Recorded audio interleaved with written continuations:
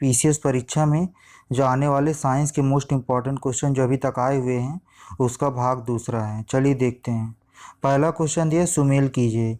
ए दिया है जूल, तो जूल किसका मात्रक है? हमारा कार का है। बी दिया एम्पियर, एम्पियर है धारा का। वाट किसका मात्रक है? सामर्थ्य का। वोल्ट विभवांतर का। कैलोरी क्या है? उष्मा का है। अब नीचे कूट से मिला लेते हैं जो दिए हैं। ए ऑप्शन दिया 31245, बी दिया 12345, सी ऑप्शन दिया 43215, डी दिया 13245। तो जो इसका सही उत्तर है वो हमारा ए ऑप्शन सही है, 31245 हो जाएगा। चलिए देखते हैं अगला क्वेश्चन। अगला क्वेश्चन दिया निम्नलिखित में से कौन सा सुमेलित नहीं है? ए ऑप्शन दिया नॉट, जहाज के चाल की माप। बी दिया नॉटिकल मील, नौ संचालन में प्रयुक्त दूरी की इकाई। सी दिया एंगस्ट्रॉम, प्रकाश के तरंगदैर्घ्य की इकाई। डी दिया प्रकाश वर्ष, समय मापन की इकाई। तो प्रकाश वर्ष से समय नहीं मापते हैं बल्कि दूरी मापते हैं, तो हमारा डी ऑप्शन सही हो जाएगा। चलिए देखते हैं अगला क्वेश्चन। अगला क्वेश्चन हमारा दिया एंगस्ट्रॉम इकाई है। ए ऑप्शन दिया तरंगदैर्घ्य की, बी दिया ऊर्जा की, सी दिया आवृत्ति की, डी दिया वेग की, ई ऑप्शन दिया हुआ है उपरोक्त में से कोई नहीं, या फिर उपरोक्त में से एक से अधिक। यह क्वेश्चन हमारा बीपीएससी प्री 2018 में आया हुआ है। तो एंगस्ट्रॉम किसकी इकाई है? तरंगदैर्घ्य की है। ए ऑप्शन हमारा सही हो जाएगा। चलिए देखते हैं अगला क्वेश्चन। अगला क्वेश्चन हमारा दिया एक हार्स पावर में कितने वाट होते हैं? ए ऑप्शन दिया 1000, बी दिया 750, सी दिया 746, डी ऑप्शन दिया 748। एक हार्स पावर में कितने वाट होते हैं? 746 वाट होते हैं। सी ऑप्शन सही हो जाएगा। 1 HP इक्वल टू होता है 746 वाट। चलिए देखते हैं अगला क्वेश्चन। अगला क्वेश्चन दिया सूची 1 मात्रा को सूची 2 इकाई के साथ सम्मिलित कीजिए और सूचियों के नीचे दिए गए कूट का प्रयोग कर सही उत्तर चुनिए। एक तरफ दिया सूची 1, सूची 2 एक साइड दिया हुआ है। तो उच्च वेग को किससे मापते हैं? मैक संख्या से। तरंगदैर्घ्य को एंगस्ट्रॉम से। दाब को पास्कल से। ऊर्जा को जूल से। और नीचे कूट दिया है उससे मिला लेते हैं। तो ये ऑप्शन दिया 2134, बी दिया 1243, सी दिया 1234, डी ऑप्शन दिया 2143। तो जो इसका सही उत्तर हो जाएगा वो हमारा हो जाएगा सी ऑप्शन 1234। सी ऑप्शन सही हो जाएगा। चलिए देखते हैं अगला क्वेश्चन। अगला क्वेश्चन दिया जूल ऊर्जा से उसी तरह संबंधित है जैसे पास्कल संबंधित है। ए ऑप्शन दिया मात्रा, बी दिया दबाव, सी दिया घनत्व, डी दिया शुद्धता, ई दिया उपरोक्त में से कोई नहीं। यह क्वेश्चन जो आया हुआ है हमारा छत्तीसगढ़ पीसीएस प्री 2015 में आया हुआ क्वेश्चन है। तो ऊर्जा को किससे मापते हैं? जूल से। तो ऊर्जा का मात्रा कह सकते हैं जूल है। उसी तरह दबाव, दबाव का मात्रा क्या होगा? पास्कल है। तो बी ऑप्शन हमारा सही हो जाएगा। चलिए देखते हैं अगला क्वेश्चन। अगला क्वेश्चन हमारा दिया 1 माइक्रोन लंबाई प्रदर्शित करता है। ए ऑप्शन दिया 10⁻⁻6 सेंटीमीटर की, बी ऑप्शन दिया 10⁻⁻4 सेंटीमीटर की, सी ऑप्शन दिया 1 मिलीमीटर की, डी दिया 1 मीटर की। तो 1 माइक्रोन किसके बराबर होता है? 10⁻⁻4 सेंटीमीटर के। तो ये बी ऑप्शन इसका सही हो जाएगा। चलिए देखते हैं अगला क्वेश्चन। अगला क्वेश्चन दिया निम्नलिखित में से कौन सा एक सुमेलित नहीं है? ए ऑप्शन दिया डेसिबल, ध्वनि की प्रबलता की इकाई है ये। बी दिया शक्ति, शक्ति की इकाई है। सी दिया समुद्री मील, नौ संचालन में दूरी की इकाई है। डी सेल्सियस, उष्मा की इकाई है। तो सेल्सियस से हम लोग उष्मा नहीं मापते बल्कि ताप मापते हैं, तो यही सुमेलित नहीं है। तो डी ऑप्शन हमारा सही हो जाएगा। चलिए देखते हैं अगला क्वेश्चन। अगला क्वेश्चन हमारा दिया निम्नलिखित में से कौन सी एक उष्मा की इकाई नहीं है? ए ऑप्शन दिया कैलोरी, बी दिया किलो कैलोरी, सी दिया किलो जूल, डी दिया वाट। तो उष्मा की इकाई क्या नहीं है? वाट नहीं है। तो डी ऑप्शन हमारा सही हो जाएगा। वाट से हम लोग शक्ति मापते हैं, उष्मा नहीं। चलिए देखते हैं अगला क्वेश्चन। अगला क्वेश्चन दिया उष्मा की इकाई निम्नलिखित में से कौन नहीं है? ए ऑप्शन दिया सेंटीग्रेड, बी दिया कैलोरी, सी दिया अर्ग, डी दिया जूल। तो उष्मा की इकाई कौन नहीं है? तो सेंटीग्रेड नहीं है। सेंटीग्रेड से ताप मापा जाता है, उष्मा नहीं। तो ये ऑप्शन हमारा सही हो जाएगा। चलिए देखते हैं अगला क्वेश्चन। अगला क्वेश्चन दिया एक पिकोग्राम बराबर होता है। ए ऑप्शन दिया 10⁻⁻6 ग्राम के, बी दिया 10⁻⁻9 ग्राम के, सी दिया 10⁻⁻12 ग्राम के, डी दिया 10⁻⁻15 ग्राम के। तो एक पिकोग्राम किसके बराबर होता है? 10⁻12 ग्राम के बराबर। सी ऑप्शन सही हो जाएगा। चलिए देखते हैं अगला क्वेश्चन। अगला क्वेश्चन दिया पास्कल इकाई है। ए ऑप्शन दिया आर्द्रता की, बी दिया दाब की, सी दिया वर्षा की, डी दिया तापमान की। तो पास्कल किसकी इकाई है? तो यह दाब की इकाई है। बी ऑप्शन सही हो जाएगा। चलिए देखते हैं अगला क्वेश्चन। अगला क्वेश्चन हमारा दिया दाब की इकाई क्या है। ए ऑप्शन दिया न्यूटन प्रति वर्ग मीटर, बी दिया न्यूटन मीटर, सी दिया न्यूटन, डी दिया न्यूटन प्रति मीटर। डी दिया है, ई ऑप्शन दिया उपरोक्त में से कोई नहीं या फिर उपरोक्त में से एक से अधिक। तो दाब की इकाई क्या हो जाएगी? न्यूटन प्रति वर्ग मीटर। दाब को पी से दिखाते हैं तो पी इक्वल टू होता है एफ अपॉन ए। एफ का जो मात्रक हो जाएगा न्यूटन हो जाएगा, एरिया का मात्रक हो जाएगा मीटर स्क्वायर। तो टोटल इसको मिला देंगे तो क्या हो जाएगा? न्यूटन प्रति मीटर स्क्वायर। तो इसका ये ऑप्शन हमारा सही हो जाएगा। चलिए देखते हैं अगला क्वेश्चन। अगला क्वेश्चन हमारा दिया परिस्थितिकी दबाव की इकाई क्या है। ए ऑप्शन दिया बार, बी दिया नॉट, सी दिया जूल, ई दिया ओम। तो परिस्थितिकी दबाव जिसको एटमॉस्फेरिक प्रेशर बोलते हैं इंग्लिश में, तो उसका मात्रक क्या है? बार है। ए ऑप्शन सही हो जाएगा। चलिए देखते हैं अगला क्वेश्चन। अगला क्वेश्चन दिया तेल का एक बैरल निम्न में से लगभग कितना होता है। ए ऑप्शन दिया 131 लीटर, बी दिया 159 लीटर, सी दिया 179 लीटर, डी दिया है 201 लीटर। तो इसका जो सही उत्तर हो जाएगा वो हो जाएगा B option 159 litre. B option सही होगा। चलिए देखते हैं अगला क्वेश्चन। अगला क्वेश्चन दिया लंबाई की न्यूनतम इकाई है। ए ऑप्शन दिया माइक्रोन, बी दिया नैनोमीटर, सी दिया एंगस्ट्रॉम, डी दिया फर्मीमीटर। यह क्वेश्चन हमारा यूपी पीसीएस प्री के एग्ज़ाम में 2005 वाले एग्ज़ाम में आया हुआ है। तो इसका लंबाई की न्यूनतम इकाई होगी फर्मीमीटर। फर्मीमीटर जो होता है 10⁻−15 मीटर के बराबर होता है। चलिए देखते हैं अगला क्वेश्चन। अगला क्वेश्चन हमारा दिया सूची 1 को सूची 2 से सम्मिलित कीजिए तथा सूचियों के नीचे दिए गए कूट का प्रयोग करते हुए सही उत्तर चुनिए। एक तरफ दिया सूची 1, दूसरी तरफ दिया सूची 2। क्यूसेक से हम लोग प्रवाह की दर मापते हैं। और अगला दिया बाइट, यह कंप्यूटर से संबंधित है। और सी दिया रिएक्टर से हम लोग क्या करते हैं? रिएक्टर से भूकंप की तीव्रता मापते हैं। और बार से हम लोग दाब मापते हैं। तो इसका जो आप कोड मिला लेते हैं, इसमें ये दिया 1 2 3 4, बी ऑप्शन दिया 3 4 2 1, सी ऑप्शन दिया 4 3 2 1, डी दिया 3 4 1 2। तो जो इसका राइट आंसर हो जाएगा वो हो जाएगा ऑप्शन बी 3 4 2 1। चलिए देखते हैं अगला क्वेश्चन। अगला क्वेश्चन हमारा दिया है क्यूसेक से में क्या मापा जाता है। ए ऑप्शन है जल की शुद्धता, बी दिया है जल की गहराई, सी दिया है जल का बहाव, डी दिया है जल की मात्रा। तो क्यूसेक से क्या मापा जाता है? तो जल का बहाव मापा जाता है। इसका सी ऑप्शन सही हो जाएगा। चलिए देखते हैं अगला क्वेश्चन। अगला क्वेश्चन दिया डाप्सन इकाई का प्रयोग किया जाता है। ए है पृथ्वी की मोटाई मापने में, बी है हीरे की मोटाई मापने में, सी दिया है ओजोन परत की मोटाई नापने में, डी दिया शोर के मापन में। तो डाप्सन इकाई का प्रयोग किस में किया जाता है? तो इसका सही आंसर हो जाएगा सी, ओजोन परत की मोटाई नापने में। सी ऑप्शन सही हो जाएगा। चलिए देखते हैं अगला क्वेश्चन। अगला क्वेश्चन दिया भौतिक परिवर्तन का एक उदाहरण है। ए ऑप्शन दिया हवा में चांदी के बर्तनों का काला होना, बी ऑप्शन दिया मोमबत्ती का जलना, सी दिया दूध से दही का बनना, डी दिया पानी में चीनी का घुलना। तो इसका जो सही आंसर हो जाएगा वो हो जाएगा डी ऑप्शन, पानी में चीनी का घुलना।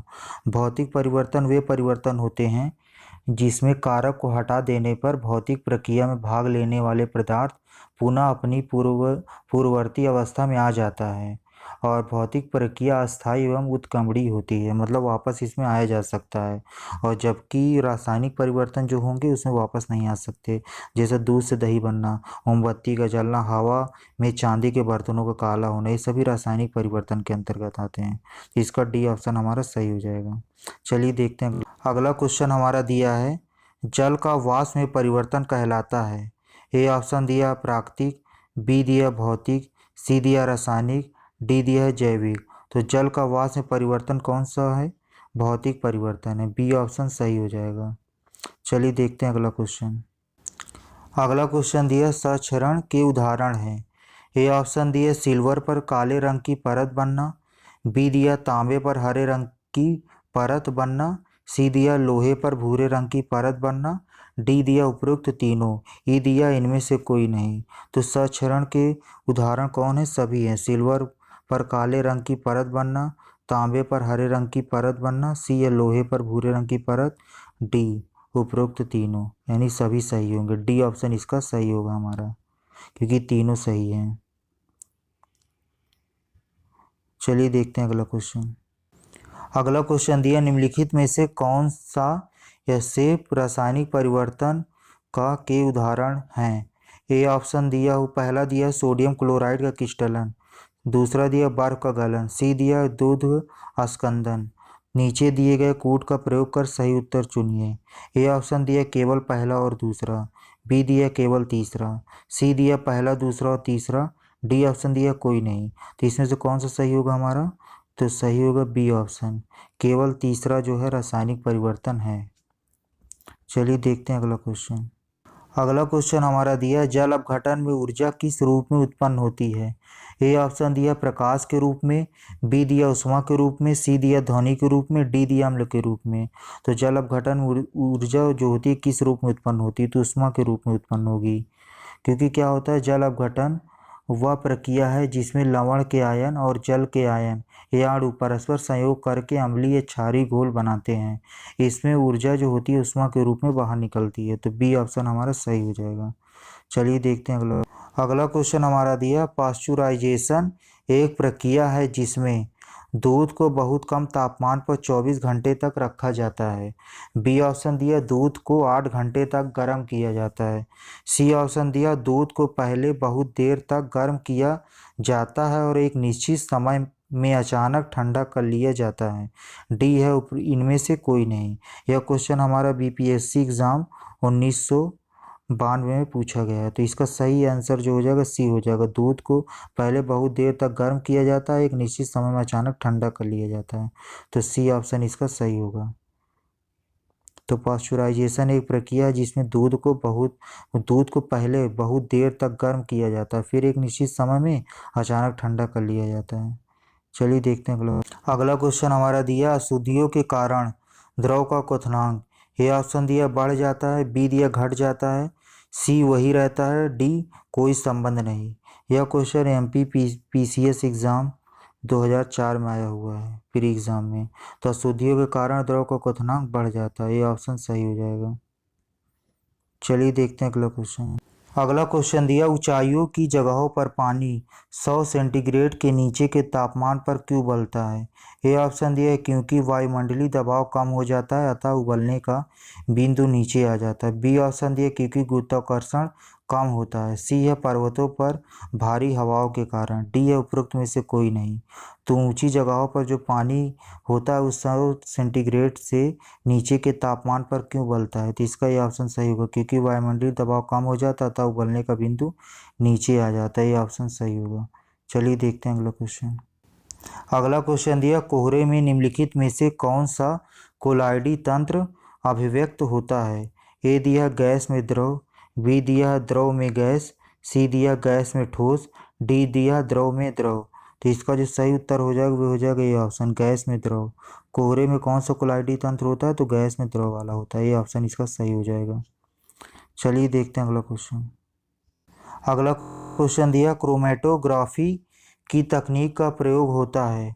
ए ऑप्शन दिया रंगीन पदार्थों की पहचान करने में, बी दिया है पदार्थों की संरचना निर्धारण में, सी दिया रंगीन पदार्थों के प्रभाजी आसवन में, डी दिया एक मिश्रण से पदार्थों को अलग करने में।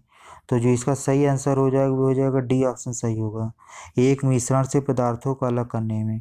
क्रोमेटोग्राफी रंगीन रसायनों के मिश्रण को पृथक करने की एक रासायनिक तकनीक होती है। तो इसका डी ऑप्शन हमारा सही हो जाएगा। चलिए देखते हैं अगला क्वेश्चन। अगला क्वेश्चन हमारा दिया है, ठोस कपूर से कपूर वाष्प बनाने की प्रक्रिया को कहते हैं। ए ऑप्शन दिया वाष्पीकरण, बी दिया हिमीकरण, सी दिया पिघलना, डी दिया ऊर्ध्वपातन। तो क्या कहते हैं इसको? ऊर्ध्वपातन कहते हैं, डी ऑप्शन हमारा सही हो जाएगा। ठोस कपूर से कपूर वाष्प बनाने की प्रक्रिया को ऊर्ध्वपातन कहते हैं। चलिए देखते हैं अगला क्वेश्चन। अगला क्वेश्चन दिया, वर्मी कल्चर में प्रयुक्त वर्म होता है। ए ऑप्शन दिया टेप वर्म, बी दिया सिल्क वर्म, सी दिया थ्रेड वर्म, डी दिया अर्थवर्म। तो अर्थवर्म होगा, डी ऑप्शन सही होगा इसका। वर्मी कल्चर में प्रयुक्त वर्म होता है अर्थवर्म होता है, डी ऑप्शन सही हो जाएगा। चलिए देखते हैं अगला क्वेश्चन। अगला क्वेश्चन दिया हुआ है जीरोटोलॉजी निम्नलिखित में से किसके अध्ययन से संबंधित है? ए ऑप्शन है शिशु, बी है महिलाएं, सी है त्वचा की बीमारी, डी ऑप्शन दिया है वृद्ध। तो यह वृद्धों से संबंधित विज्ञान की एक शाखा है, जीव विज्ञान की एक उपशाखा है जिसका संबंध वृद्ध व्यक्तियों से है।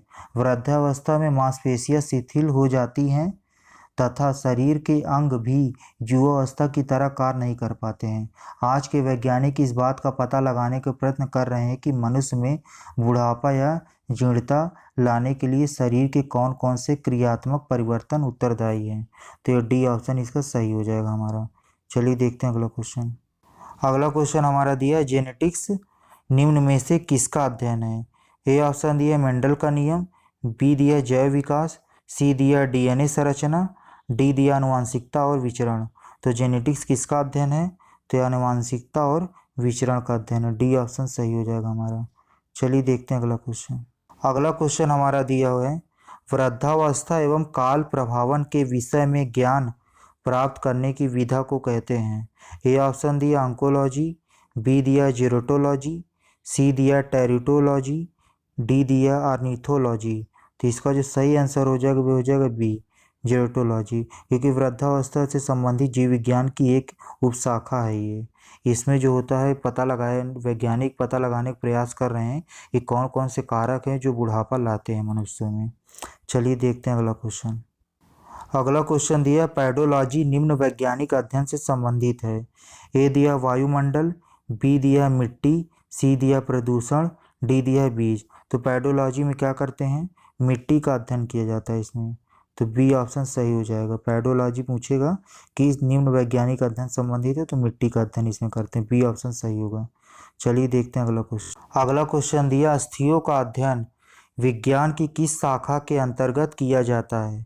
ए ऑप्शन दिया ऑस्टियोलॉजी, बी दिया ऊरोलॉजी, सी दिया सेरोलॉजी, डी दिया जियोलॉजी। तो इसका जो सही आंसर हो जाएगा वो हो जाएगा ए ऑप्शन ऑस्टियोलॉजी। अस्थियों का अध्ययन किसके अंतर्गत किया जाता है? ऑस्टियोलॉजी के अंतर्गत किया जाता है। चलिए देखते हैं अगला क्वेश्चन दिया सर्पों के विषय में जानकारी प्राप्त करना कहलाता है। ए ऑप्शन दिया सर्पेटोलॉजी, बी दिया ऑर्निथोलॉजी, सी दिया हार्पेटोलॉजी, डी दिया एरिक्थोलॉजी। तो इसका जो सही आंसर हो जाएगा वो हो जाएगा हमारा सर्पेटोलॉजी। सर्पों के विष के विषय में जानकारी किसमें मिलती है? सर्पेटोलॉजी में मिलती है। सर्पेटोलॉजी के तहत सर्पों का अध्ययन किया जाता है। हार्पेटोलॉजी जो होती है जीव विज्ञान की वह शाखा है जिसके अंतर्गत उभयचरों तथा सरीसृपों का अध्ययन किया जाता है। तो इसका हमारा सही आंसर जो होगा वो ए ऑप्शन होगा। चलिए देखते हैं अगला क्वेश्चन। अगला क्वेश्चन दिया हाइड्रोनोपिक्स क्या है? ए ऑप्शन दिया मृदा विहीन पादप संवर्धन, बी दिया पादप में कलम लगाना, सी दिया सब्जियों का अध्ययन, डी दिया जल संरक्षण। यह क्वेश्चन हमारा यूपीपीसीएस मेंस 2009 में आया था। तो हाइड्रोपोनिक्स क्या है? हाइड्रोपोनिक्स एक ऐसी प्रक्रिया है जिसमें खनिज पोषक तत्वों के विलयन के प्रयोग द्वारा जल में पौधों को उगाया जाता है, या पौधों को उगाने की ऐसी विधि है जिसमें भूमि में पौधे नहीं उगाए जाते हैं। तो इसमें क्या ये ऑप्शन हमारा सही हो जाएगा, मृदा विहीन पादप संवर्धन। मतलब इसमें पौधों को उगाने की ऐसी विधि है जिसमें भूमि पे पौधे नहीं उगाए जाते हैं। तो ये ऑप्शन इसका सही हो जाएगा हमारा। मेरे चैनल को लाइक एंड सब्सक्राइब करें, ज़्यादा से ज़्यादा लोगों तक शेयर करें। धन्यवाद।